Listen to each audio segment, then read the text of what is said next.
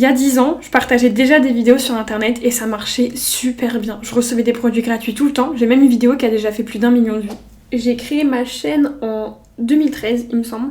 Et au début, je partageais juste des get ready, les fameuses morning routines et night routines que tout le monde a déjà regardé ou déjà fait si vous faisiez des vidéos à cette époque-là.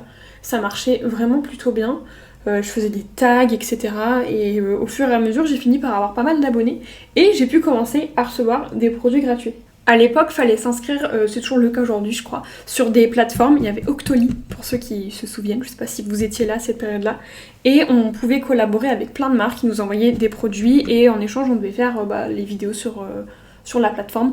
Et vraiment j'avais collaboré avec des marques de zinzin. Il y avait Sephora, MAC, Zadig et Voltaire. Je recevais pas tous les mois mais presque des commandes Shein gratuites que la marque m'envoyait.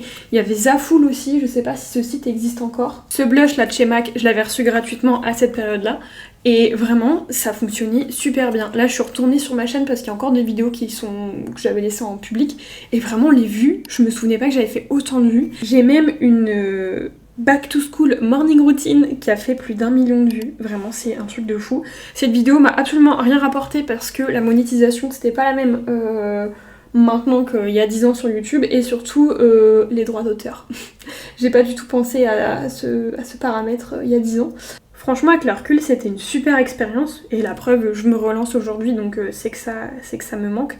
Mais par contre, il y avait quand même un petit peu le revers de la médaille, surtout au collège et au lycée. Vraiment, je me faisais harceler à cause des vidéos. Au lycée, moins, mais au collège, vraiment, c'était la catastrophe.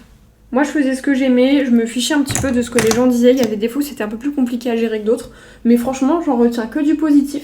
Et si vous avez envie de vous lancer, que ce soit ici ou sur d'autres plateformes, franchement lancez-vous. C'est hyper enrichissant pour plein de sujets différents. Faut juste faire attention et pas vous lancer trop jeune. J'ai arrêté de faire des vidéos en 2018 ou 2019.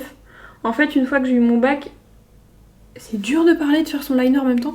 Une fois que j'ai eu terminé, que j'ai eu mon bac, j'ai commencé des études mais ça m'a pas trop plu et je travaillais chez Kiko et en fait j'aurais grave dû continuer et faire plein de get ready etc en même temps de travailler chez Kiko parce que je continuais sur mes vidéos à parler de maquillage et là j'étais vraiment dedans, du coup j'aurais pu vraiment continuer là-dedans mais voilà, je me suis arrêtée et j'ai fini par partager... Hop. Je vais montrer de liner, désolée. J'ai fini par partager des vidéos sur complètement une autre niche et je continue d'ailleurs à le faire aujourd'hui et ça me plaît beaucoup.